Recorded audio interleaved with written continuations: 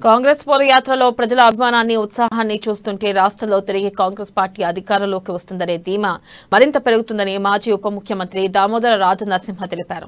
ఏలేటి మహేశ్వర్ రెడ్డి చేపట్టిన కాంగ్రెస్ పోరయాత్రలో ఆయన పాల్గొన్నారు. 60 సంవత్సరాల తెలంగాణ పోరాటం కాంగ్రెస్ వల్ల సహకారమైందని మాజీ మంత్రి అన్నారు. ఇక ప్రజాస్వామ్యంలో ప్రజలే న్యాయ నిర్ణీతులుగా వ్యవహరించి 2 పర్యాయాలు టీఆర్ఎస్ పార్టీకి అవకాశం ఇచ్చారని, కానీ 9 సంవత్సరాల బీఆర్ఎస్ పాలనలో ఏమాత్రం అభివృద్ధి జరగలేదని తెలిపారు.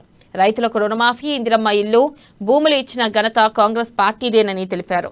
సంక్షేమం, అభివృద్ధి కోసం రాబోయే ఎన్నికల్లో కాంగ్రెస్ పార్టీని గెలిపించాల్సిన బాధ్యత ప్రజలపైనే ఉందని చెప్పారు.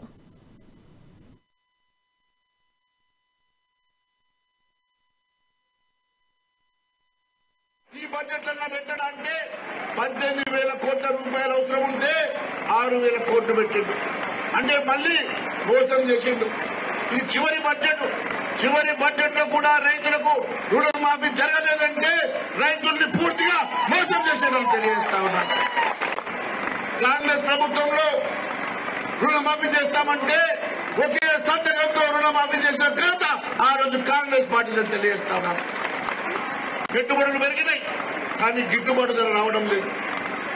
ఒక యువకుడు ఈరోజు